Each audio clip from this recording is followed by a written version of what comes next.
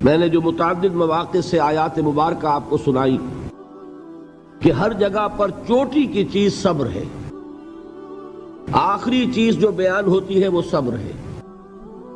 سورۃ العصر میں آخری بات وَتَوَاصَوْا بِالصَّبْرِ یا ایھا الذین آمنوا استعینوا بالصبر والصلاۃ، اے ایمان والو مدد حاصل کرو صبر سے اور نماز سے۔ ان اللہ مع الصابرین، اللہ تعالیٰ صبر کرنے والوں کے ساتھ ہے۔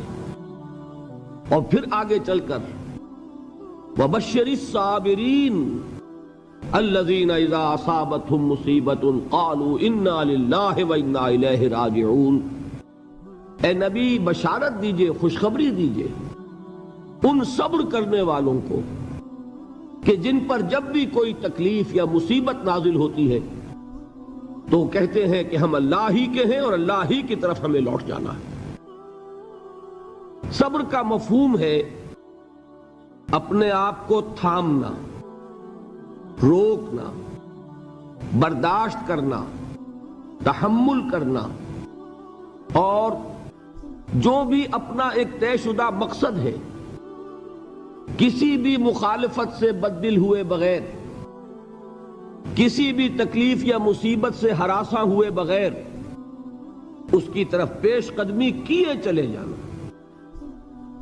بڑی سخت سردی پڑ رہی ہے، فجر کا وقت ہے، گرم پانی کا اہتمام نہیں ہے، اب اس وقت فجر کی نماز کے لیے اٹھنا، ٹھنڈا پانی اگر ہے تو وضو تو کرنا ہوگا، اس ٹھنڈے پانی سے وضو کرنا، اس وقت لحاف سے نکلنا ہی بہت مشکل، ٹھنڈے پانی سے وضو کرنا اور مصیبت۔ یہ جب تک انسان میں صبر کا مادہ نہ ہوگا ممکن ہی نہیں۔ اس کو کہیں گے صبر علی الطاعہ، اطاعت پر صبر کرنا۔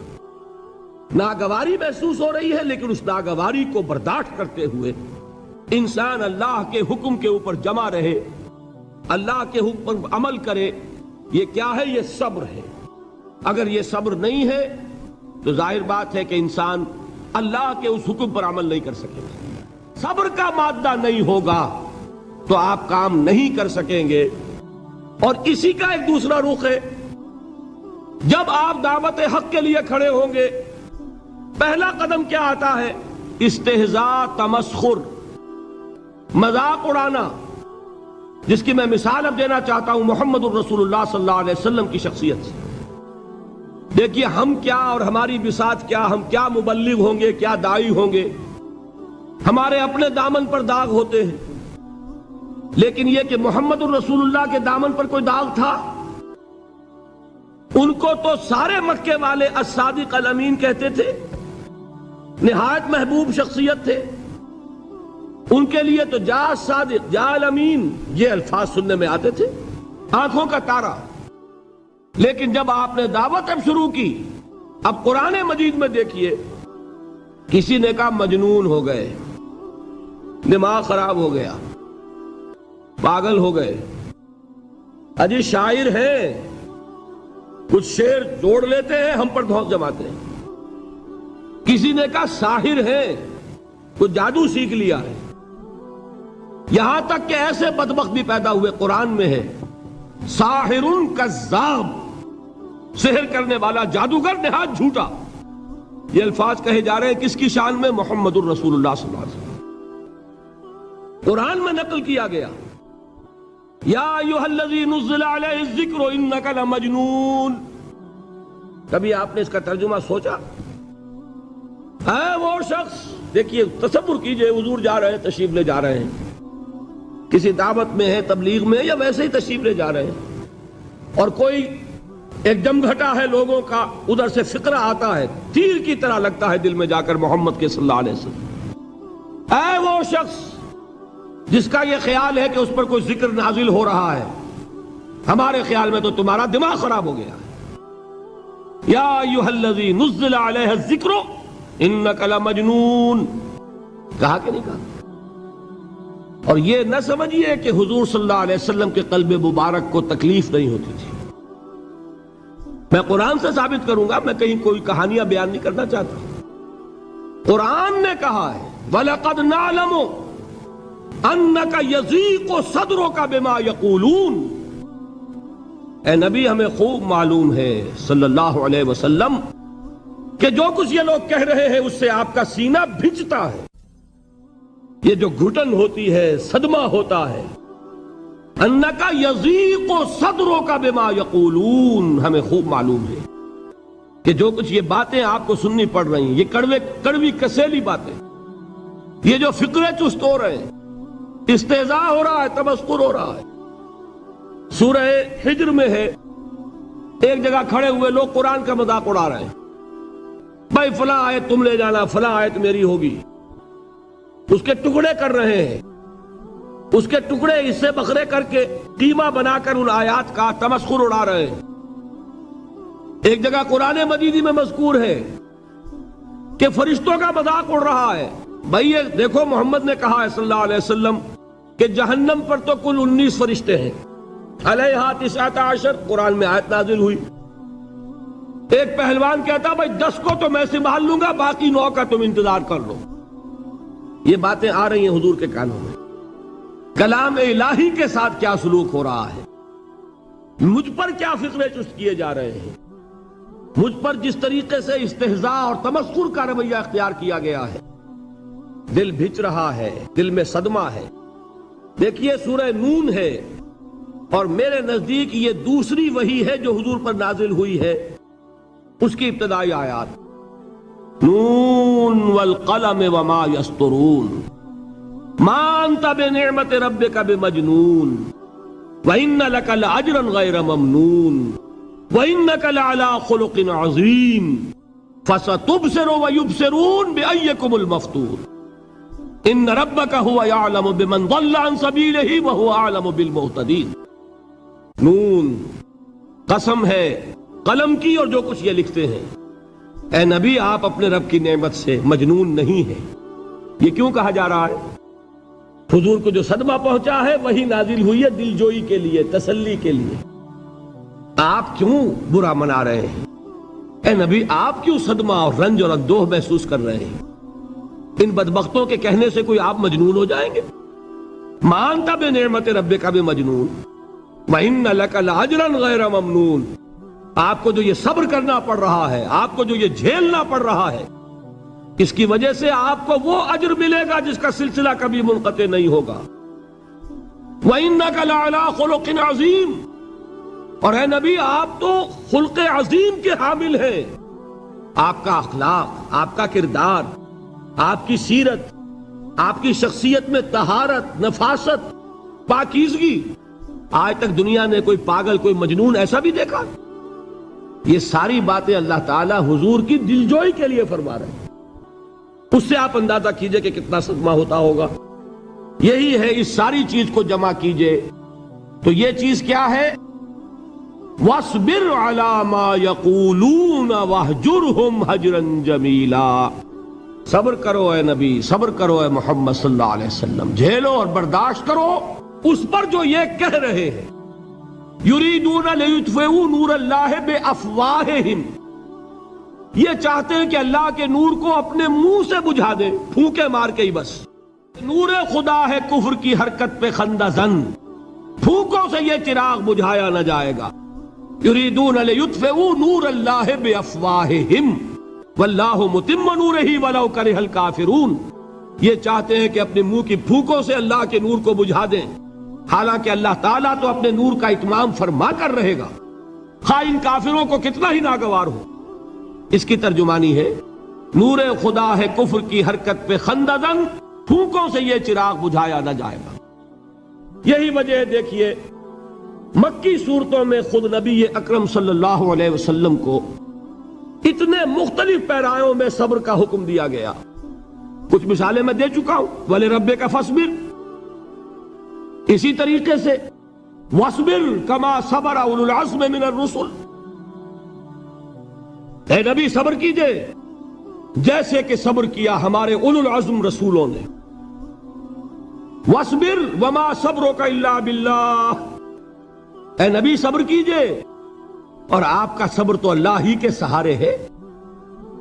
وَاصْبِرْ لِحُکْمِ رَبِّكَ، یہ سورہ نون جس کی ابتدائی آیات میں نے آپ کو سنائی، نون والقلم وما یسطرون ما انت بنعمت ربک بمجنون، اس کا اختتام کیا ہوتا ہے؟ وَاصْبِرْ لِحُکْمِ رَبِّكَ وَلَا تَكُنْ كَصَاحِبِ الْحُوتِ اِذْ نَادَىٰ وَهُوَ مَكْظُومٌ، اے نبی صبر کیجئے اپنے رب کے فیصلے کا، انتظار کیجئے اور اس مچھلی والے کے مانند نہ ہو جائیے۔ مچھلی والا کون؟ حضرت یونس علیہ السلام۔ مچھلی والے نے اپنے دینی حمیت اور غیرت جو تھی اس کی وجہ سے اللہ کے حکم کا انتظار نہیں کیا، اپنی قوم کو چھوڑ کر چل دیے۔ نبی کا، رسول کا یہ معاملہ ہوتا ہے، جیسے کہ آپ کو معلوم ہے کوئی افسر ہے کسی حکومت کا، وہ اپنی پلیس آف ڈیوٹی کو نہیں چھوڑ سکتا، he must stick to his place of duty. بڑے افسرز کے لیے تو یہ بہت بہت اہم بات ہے۔ تو اے رسول، جہاں آپ کو ہم نے تعینات کیا ہے آپ وہاں سے ہل نہیں سکتے کہ ذرا مخالفت ہوئی، لوگوں نے فقرے چست کیے اور آپ کہیں اور چل دیے، دفع ہوئیے، یہ بات نہیں سننا چاہتے، میں کسی اور کو سناؤں گا، ہو سکتا ہے نا؟ ہم تو کرتے ہیں نا یہ، اس لیے کہ ہمیں تو اللہ نے کہیں تعینات تو نہیں کیا نا۔ اگر ایک جگہ کے لوگ بات نہیں سنتے، چلو بھائی ہم کہیں اور جائیں گے، وہاں بات سنائیں گے۔ لیکن رسول کا معاملہ ہوتا ہے جو اس کی پلیس آف اپوائنٹمنٹ ہے، he cannot leave his place without the express permission of Allah subhanahu wa ta'ala۔ آپ نے یہ سنا ہوگا، سیرت کی تقاریر میں پڑھا ہوگا کہ مدینے کی طرف ہجرت کی اجازت حضور نے تمام صحابہ کو دے دی، خود منتظر رہے جب تک کہ اللہ کی طرف سے اجازت نہیں آ گئی۔ حضرت ابوبکر پوچھتے رہتے تھے حضور اجازت آ گئی کہ نہیں؟ نہیں ابھی نہیں آئی۔ حضور اذن آ گیا؟ نہیں آیا، ابھی نہیں آیا۔ حبشہ کی طرف سب کو بھیج دیا، اجازت دے دی جو جانا چاہے چلا جائے۔ حضور کی صاحبزادی جو حضرت عثمان کے نکاح میں تھی وہ بھی ہجرت کر رہی ہے، لیکن حضور تو نہیں گئے۔ رسول نہیں چھوڑ سکتا اپنی جگہ کو، یہاں تک کہ تمام تقریباً صحابہ چلے گئے، حضور رہ گئے، حضرت ابوبکر رہ گئے، حضرت علی رہ گئے، اور حضرت ابوبکر پوچھ رہے ہیں بار بار اجازت آئی یا نہیں؟ نہیں ابھی نہیں آئی۔ حضرت عائشہ نے واقعہ بیان کیا کہ ایک روز اچانک دوپہر کے وقت ہم نے دیکھا کہ حضور نے اپنے پورے جسم کو ڈھانپا ہوا ہے، چہرے کو بھی کپڑے میں ڈھانکا ہوا ہے اور تشریف لا رہے ہیں۔ یہ اس میں تعجب کی بات یہ کہ عرب میں آج بھی آپ کو معلوم ہے کہ یہ چیز جو ہے ان کی روایات کے خلاف ہے کہ دوپہر کے وقت کوئی کسی سے ملنے جائے۔ یہ وقت جو ہے قیلولے کا ہے، آرام کا ہے۔ تو این ٹھیک دوپہر کے وقت تشریف لائے حضور، آپ نے آ کے حضرت ابوبکر سے فرمایا کہ اجازت آ گئی ہے۔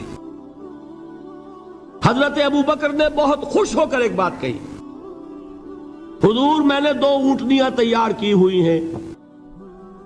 یعنی اب آپ وہ تو سوچتے تھے نا شاباش ملے گی کہ میں نے تیاری کی ہوئی ہے، میں نے 2 اونٹنیوں کو خوب کھلا پلا کے فربا کیا ہوا ہے، بڑی توانا ہے تاکہ ہم تیزی کے ساتھ سفر کر سکیں۔ حضور نے توقف کیا، فرمایا ہاں ٹھیک ہے، 1 اونٹنی میں استعمال کروں گا لیکن میں اس کی قیمت ادا کروں گا۔ حضرت ابوبکر کی آنکھوں میں آنسو آ گئے، روتے ہوئے کہا حضور مجھ سے یہ مغایرت، کیا یہ جان اور مال کسی اور کے لیے ہے؟ آپ مجھ سے بھی کہہ رہے ہیں میری اونٹنی جو ہے وہ بھی بلا معاوضہ آپ قبول نہیں فرما رہے۔ یہ ہے محمد الرسول اللہ کی غیرت اور حمیت کا معاملہ۔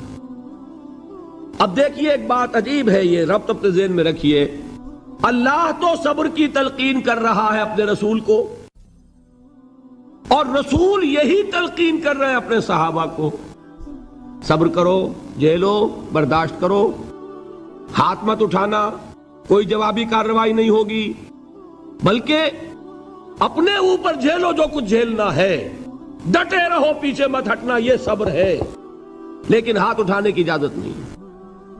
چنانچہ اب ذرا چشم تصور سے دیکھیے، ابو جہل اس نے جو بدترین روش اختیار کی، وہ ایک خاندان تھا حضرت یاسر، ان کی اہلیہ حضرت سمیہ اور ان کے فرزند حضرت عمار رضی اللہ تعالی عنہم۔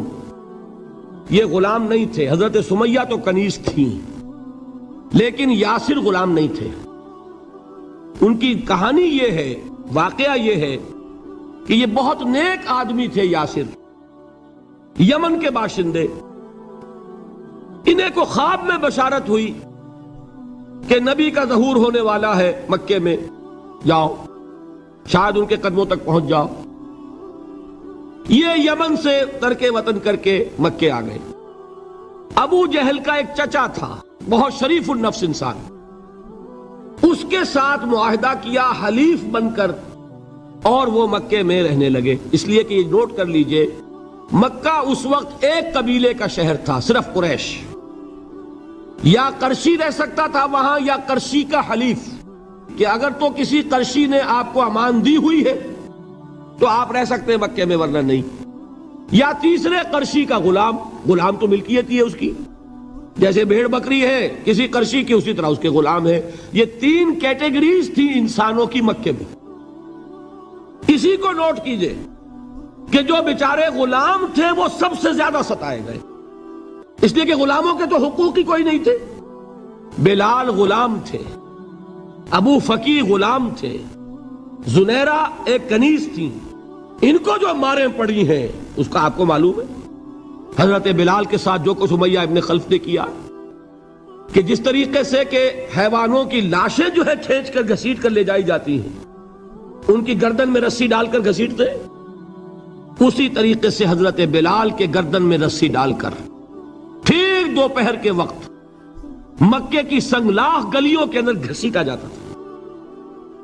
نیچے زمین جل رہی ہے توے کی طرح، اور ویسا بھی ہوتا تھا کہ چت لٹا دیا، اوپر سے وہ آگ مکے کا، کہ سورج جو ہے ذرا نوٹ کیجئے، آگ برسا رہا، نیچے زمین توے کی طرح جل رہی ہے، اور ایک بھاری سل بھی لا کر جو ہے سر پر رکھ دی، چھاتی پر رکھ دی گئی ہے کہ آواز نہیں نکل رہی، جھاگ نکل رہے منہ سے، لیکن اس حال میں بھی احد احد احد، ایک ایک اللہ، قل هو اللہ احد، الفاظ نکل رہے۔ یہ ہے وہ صبر، صبر علی الابتلاء، صبر علی الایذاء۔ یہ ابتلاء اور ایذاء پر صبر ہے، جھیلو برداشت کرو، اس توحید پر قائم رہو، محمد کی رسالت کے اقرار کرتے رہو صلی اللہ علیہ وسلم، لیکن ہاتھ نہیں اٹھانا۔ اب میں آپ کو بتا رہا تھا یہ تو غلام تھے، یہ جو تھے یاسر، یہ حلیف تھے، غلام تو نہیں تھے نا۔ البتہ وہ ابو جہل کے چچا کی کنیز تھی یہ سمیہ، انہوں نے اجازت لے کر ان سے نکاح کر لیا، یہ تو کنیز رہیں گی۔ بیٹا جو ہوا وہ بھی ایک طرح سے، جب کنیز زیادہ ہے تو غلام ہو گیا، عمار ابن یاسر۔ وہ جو شخص تھا بہت شریف النفس ابو جہل کا چچا، وہ مر گیا۔ اب ابو جہل جو ہے اس خاندان کا سربراہ ہے، لہذا یہ تینوں جو افراد ہیں وہ اس کے رحم و کرم پر ہیں۔ یاسر کو بھی پروٹیکشن اگر ہے تو ابو جہل کی ہے، ابو جہل جو چاہے کرے، اور سمیہ تو کنیز ہے ہی، اس کا تو کوئی حق ہے ہی نہیں، جو چاہے کرے، اور عمار ان دونوں کا بیٹا ہے، لہذا بدترین معاملہ کیا ابو جہل نے ان تین افراد کے ساتھ۔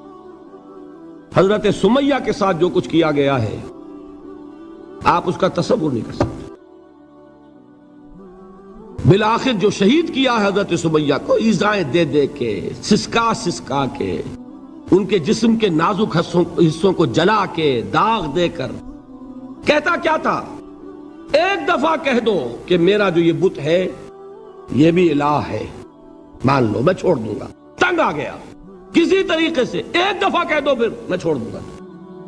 لیکن یہ میاں بیوی حضرت یاسر اور حضرت سمیہ رضی اللہ تعالی عنہما، یہ ہے ثبات، یہ ہے صبر، یہ ہے استقلال، ایک مرتبہ بھی کہنے کے لیے تیار نہیں ہوئے، جو چاہو کر لو، اب ہم تو اس سے پیچھے نہیں ہٹیں گے۔ تنگ آ کر اس نے حضرت سمیہ کی تو شرمگاہ میں برچھا مارا ہے اور شہید کیا۔ حضرت یاسر کے بارے میں ایک روایت یہ ہے، ستا ستا کے، تنگ کر کر کے، آخر کار جو ختم کیا، انہیں شہید کیا کس طرح، 4 سانڈ اونٹ جوان، ان سے رسے باندھے، ایک رسے سے ایک بازو باندھا، دوسرے سے دوسرا بازو باندھا، تیسرے سے ایک ٹانگ باندھی، چوتھے سے دوسری ٹانگ باندھی، اور چاروں کو دوڑایا ہے کہ جسم کے پرخچے ہو گئے۔ اس وقت سامنے سے حضور گزرتے تھے جبکہ آل یاسر کے ساتھ یہ معاملہ ہو رہا ہے، کیا فرماتے تھے، اسبروا یا آل یاسر فإن موعدکم الجنہ، اے یاسر کے گھر والوں صبر کرو، جھیلو، اس لیے کہ تمہارے وعدے کی جگہ جنت ہے۔ اللہ تعالیٰ ادھر آنکھ بند ہوگی، ادھر جنت میں تمہارا داخلہ ہو جائے گا۔ یہ ہے تواصوا بالصبر والعصر ان الانسان لفی خسر۔ یہ تواصوا بالصبر پر کون عمل کر رہا ہے؟ محمد الرسول اللہ صلی اللہ علیہ وسلم۔ دے تو بھی محمد کی صداقت کی گواہی۔ یہ صداقت کی گواہی دیتے ہوئے انہوں نے اپنی جانیں دے دی۔ 4 سے لے کر 12 تک 8 برس، اس کو کہتے ہیں پرسیکیوشن، فزیکل پرسیکیوشن، تشدد، مار پیٹ، جلانا، دہتے ہوئے انگاروں پر لٹانا، فاقے رکھنا، بھوکے رکھنا، ان کو ڈال دی گئی زنجیریں، گھروں میں بند کر دیا گیا نوجوانوں کو۔ حضرت عثمان کو چچا نے ان کے ایک چٹائی کے اندر لپیٹا اور دھونی دے دی، دم گھٹ رہا ہے، جان نکل رہی ہے۔ حضرت مصعب بن عمیر رضی اللہ تعالی عنہ، وہ نوجوان 200 درہم کا جوڑا ان کا سل کر آتا تھا شام سے تیار ہو کر، لباس معطر ہوتا تھا، جدھر سے نکل گیا پوری گلی جو ہے وہ معطر ہو گئی، انگلیاں اٹھ رہی ہیں، وہ جا رہا ہے مصعب، یہ خوشبو اس کی ہے۔ اس مصعب کے ساتھ کیا سلوک کیا؟ باپ تو مر چکا تھا، ماں نے پالا تھا، دولت بہت چھوڑ کر گیا تھا باپ، لہذا ماں نے بڑے ناز و نام میں پالا، بڑے لاڈ پیار میں، 200 درہم کا جوڑا تیار ہو رہا ہے۔ لیکن یہ کہ آپ کو معلوم ہے عرب کے اس معاشرے میں عورت کی کوئی حیثیت نہیں تھی، ماں کا اختیار نہیں تھا، چچا تھا اب سربراہ خاندان کا۔ چچا نے کہا مصعب اگر تم نے اپنے باپ کا دین چھوڑ دیا ہے تو باپ کی دولت پر بھی تمہارا کوئی حق نہیں ہے، نکل جاؤ گھر سے۔ اس نے یہ سوچا تھا کہ مصعب کے ہوش ٹھکانے آ جائیں گے، دن میں تارے نظر آ جائیں گے، ناز و نام میں پلا ہوا گھر سے نکل کے جائے گا کہاں، یہ سارا نشہ جو ہے توحید کا یہ حیران ہو جائے گا۔ حضرت مصعب کا جواب بالکل برعکس تھا، اچھا ٹھیک ہے چچا جان، میں گھر چھوڑتا ہوں۔ وہی بات جو کبھی کہی تھی ابراہیم نے، باپ نے کیا کہا تھا؟ واجرنی ملیہ، جاؤ چلے جاؤ، دفع ہو جاؤ میری نگاہوں سے۔ حضرت ابراہیم نے کیا جواب دیا تھا؟ سلام علیک ساستغفر لک ربی انہ کان بی حفیہ۔ اچھا ابا جان، آپ کا حکم یہی ہے تو میں چلتا ہوں، آپ پر سلامتی ہو، میرا رب مجھ پر بڑا مہربان ہے، میں اس سے آپ کے لیے استغفار کروں گا۔ چل دیے۔ یہی جو ہے حضرت ابراہیمی کی نسل ہے نا قریش۔ آج ابراہیم کے ایک بیٹے کے ساتھ وہی معاملہ ہو رہا ہے، مصعب کے ساتھ، اور مصعب چلنے کے لیے تیار ہو گئے۔ چچا نے سوچا، میں سمجھتا تھا کہ ہوش ٹھکانے آ جائیں گے، یہ تو تیار ہو گیا نکلنے کے لیے۔ غصے میں آ کے اگلی بات کہی، یہ کپڑے جو پہنے ہوئے تم نے یہ بھی اسی مشرک باپ کی کمائی کے ہیں، اتارو ان کو۔ وہیں کپڑے اتارے، مادر زاد برہنہ گھر سے نکالے گئے۔ ماں کے پاس پہنچے، ماں نے آنکھوں پر ہاتھ رکھے، مصعب کیا ہوا؟ ماں سے کہتے ہیں کہ ماں میں موحد ہو گیا، اور وہاں سے گئے، پھر حضور کی خدمت میں کپڑے کہیں سے مانگے ہوں گے۔ یہ مصعب ہیں 200 درہم کا جوڑا پہننے والے۔ جب حضور پر مدینے کے 12 افراد ایمان لائے تھے، بیعت عقبہ اولیٰ ہوئی، انہوں نے کہا کہ حضور ہمیں کوئی شخص اپنا ایسا شاگرد دیجئے جو ہمیں قرآن پڑھا سکے۔ حضور نے حکم دیا مصعب جاؤ، اب مدینے جاؤ، یثرب جاؤ، یثرب والوں کو قرآن پڑھاؤ، انہیں تبلیغ کرو۔ مصعب گئے ہیں وہاں، 1 سال کی کمائی 75 افراد لا کر حضور کے جھولی میں اگلے سال ڈال دیے کہ حضور یہ میری 1 سال کی کمائی ہے، 72 مرد 3 عورتیں۔ بہرحال وہ مصعب بن عمیر ہیں جو غزوہ احد میں شہید ہوئے، اور جب شہید ہوئے تو ان کے جسم پر صرف ایک چادر تھی۔ یہی چیزیں ہیں اصل میں کہ جو ہمارے دلوں کو منور کرنے والی ہیں نور ایمان سے۔ وہ علم بردار تھے غزوہ احد میں، جھنڈا مسلمانوں کا ان کے پاس تھا۔ ایک ہاتھ پر ایک شانے پر وار پڑا، ہاتھ کٹ گیا، دوسرے سے تھاما، دوسرے پہ کٹ گیا، اب دونوں حصوں کے بچے ہوئے ٹکڑوں سے جھنڈے کو تھاما، گرنے نہیں دیا، یہاں تک کہ شہید ہو گئے۔ گرے ہیں تو جھنڈا گرا ہے۔ شکل میں حضور سے بہت مشابہ تھے، خبر اڑ گئی کہ محمد شہید ہو گئے صلی اللہ علیہ وسلم۔ یہ مصعب بن عمیر کا واقعہ ہے۔ جب ان کو اب دفن کرنے کا وقت آیا، اور شہید کے لیے کفن جو ہے اس کا وہی لباس ہوتا ہے جو شہادت کے وقت ہو، حضور کے سامنے ایک پرابلم پیش کیا گیا۔ حضور، مصعب کے جسم پر تو ایک چادر تھی، اور وہ چادر بھی اتنی چھوٹی ہے، یعنی 2 گز کی چادر بھی نہیں ہے، اس سے اگر سر ڈھانپتے ہیں مصحف کا تو پیر کھل جاتے ہیں، پیر ڈھانپتے ہیں تو سر کھلتا ہے، کیا کریں؟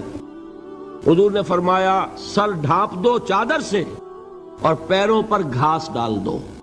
یہ آخری لباس ہے جو محمد کے اس دیوانے کو اس دنیا سے رخصت ہوتے ہوئے ملا ہے، جس کا 200 درہم کا جوڑا چلتا تھا۔ یہ ہے صبر۔ برداشت کیا کہ نہیں کیا؟ یہ خباب بن الارت پیشے کے لحاظ سے لوہار تھے۔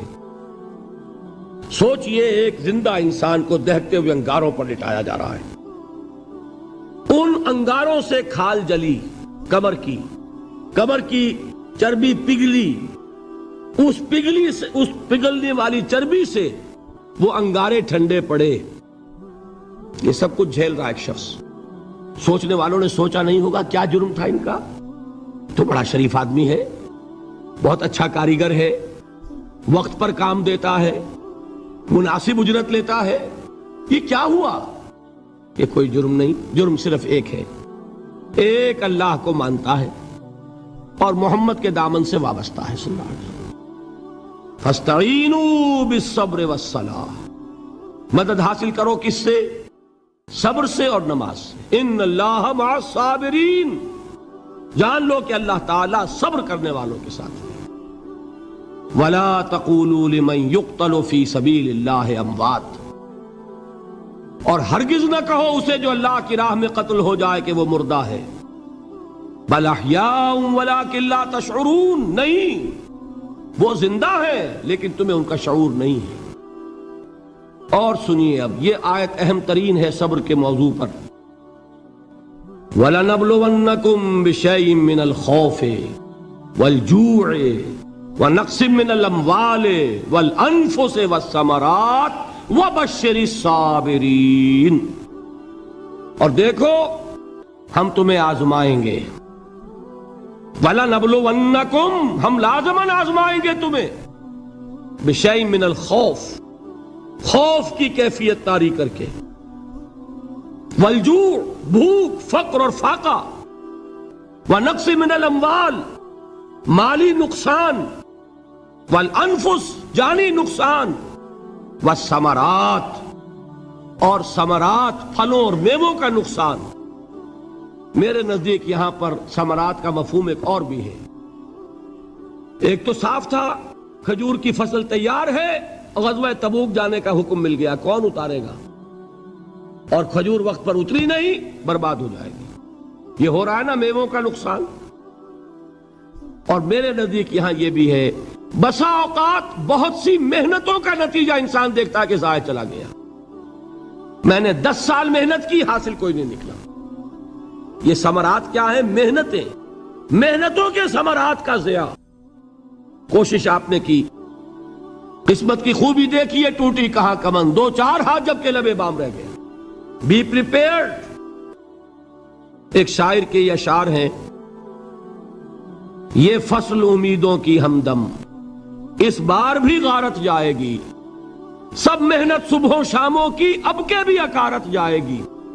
میرے نزدیک یہ ثمرات کا جو لفظ یہاں آیا ہے، وَنَقْصٍ مِّنَ الْأَمْوَالِ وَالْأَنفُسِ وَالثَّمَرَاتِ، سب محنت صبح و شاموں کی اب کے بھی اکارت جائے گی۔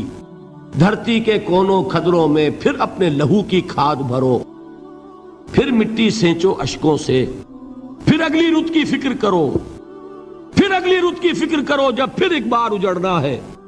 ایک فصل پکی تو بھر پایا، تب تک تو یہی کچھ کرنا ہے۔ ایک مقصد ہے سامنے، انقلاب برپا کرنا ہے۔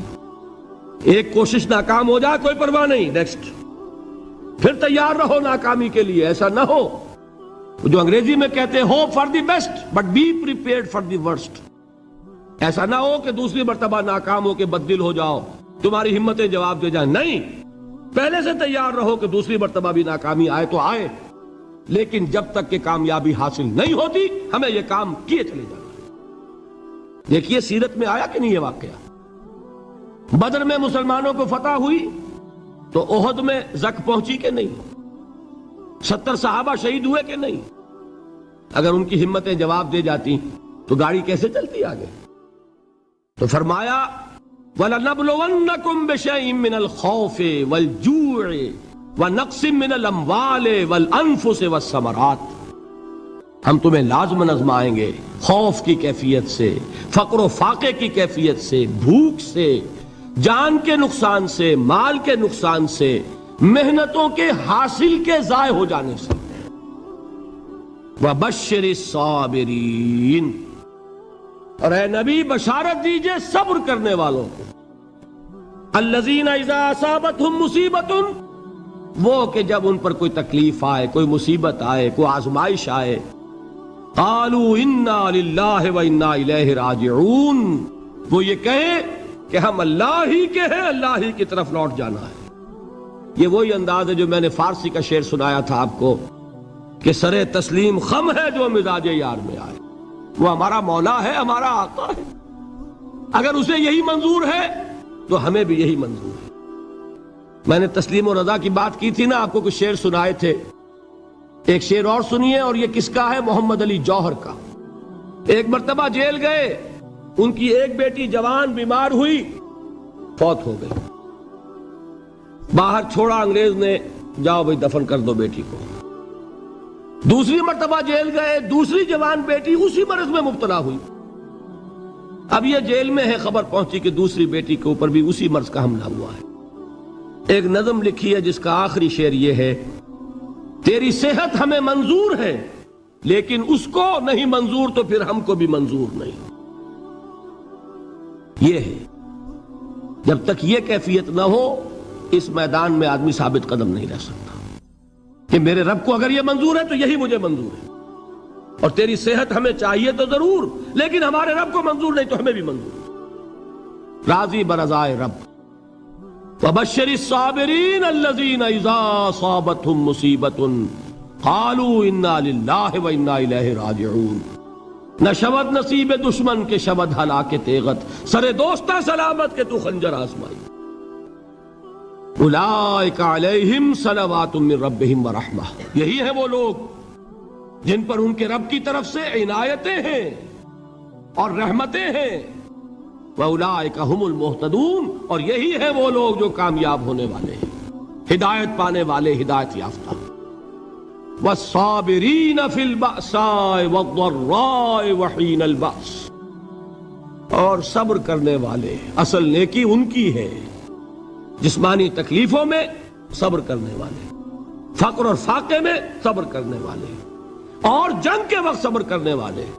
اولئک الذین صدقوا واولئک هم المتقون، یہ ہے وہ لوگ جو صبر کرنے والے ہیں، یہ ہے جو سچے ہیں، جو اپنے دعوے میں نیکی کے اور ایمان کے صادق ہیں، اور یہی وہ لوگ ہیں جو متقی۔ اللہ تعالیٰ نے کیسے کیسے مسلمانوں سے کہا، مسلمانوں تمہیں زک پہنچی ہے تو انہیں بھی تو پہنچی تھی، ان کے 70 نہیں مارے گئے تھے بدر میں، ان کے حوصلے جو ہیں وہ تو پست نہیں ہوئے، وہ اگلے سال آ گئے تم پر چڑھائی کر کے، تم کیوں اتنا برا مان رہے ہو؟ تمہارے دل اتنے زخمی کیوں ہو گئے؟ تمہیں تکلیف پہنچتی ہے تو انہیں بھی پہنچتی ہے۔ اپنی غیرت جو ہے ہمیں ذرا اس کا جائزہ لینا چاہیے۔ لوگ باطل نظریات کے لیے کتنی قربانیاں دے رہے ہیں، لوگ باطل چیزوں کے فروغ کے لیے کتنی محنتیں کر رہے ہیں۔ جیسا کہ میں نے ابھی کہا تھا، اسی غیرت کو چیلنج کرنے کے لیے، ذرا آپ کی حمیت دینی کو جوش دلانے کے لیے، قادیانی نوجوان کتنی تعداد میں اپنے آپ کو دین کے لیے وقف کرتا ہے، اور آپ کتنے نوجوان ہیں جو اپنے آپ کو دین کے لیے وقف کر دیں، اور ہوں وہ کھاتے پیتے گھرانوں کے لوگ۔ یہ نہیں ہے کہ اگر کوئی اور کام نہیں کر سکتا تو پھر یہ ہے کہ وہ دین کے کام میں لگ جائے۔ باصلاحیت لوگ، کھاتے پیتے لوگ، ذہنی استعداد رکھنے والے لوگ، اونچے گھرانوں کے لوگ، وہ وقف کریں اپنے آپ کو دین کے لیے۔ اس کے بغیر کیسے باہر آ جائے گی، کیسے رونق آ جائے گی؟ تو دنیا میں باطل نظریات والے جو ہیں، یہ بات کہی گئی ہے، مسلمانوں تم اگر توحید کے لیے لڑ رہے ہو، دیکھتے نہیں ابو جہل کو، اس نے گردن کٹوائی ہے شرک کے لیے، شرک کے لیے گردن کٹوائے، اور تم توحید کے لیے گردن کٹوانے کو تیار نہ ہو۔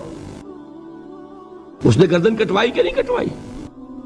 اور کس طرح کٹوائی ہے؟ کیونکہ بڑا متکبر قسم کا، فرعون قسم کا شخص تھا، جب گردن کاٹنے لگے تو کہتا ہے ذرا نیچے سے کاٹنا، تاکہ جب تم نیزے کے اوپر چڑھاؤ میرے سر کو تو اونچا نظر آئے، معلوم ہو سردار کا سر ہے۔ وہ بدبخت مرتے ہوئے بھی جو اس کی یہ کیفیت تھی نا، اس کو ذہن میں رکھیے۔ تو یہ اس لوگوں نے قربانیاں دی، جانیں دی، تو فرمایا اگر تم ان سے زیادہ قربانی نہیں دو گے، یہ جو نوٹ کر لیجئے اس کو، مجرد اگر حق کو غالب کرنا اللہ کے ذمے ہو تو آنے واحد میں غالب کر دے گا، تمہیں تکلیف ہی دینے کی ضرورت نہیں۔ سمجھ رہے؟ کیا اللہ کے مقابلے میں کوئی باطل کی طاقت ٹھہر سکتی ہے؟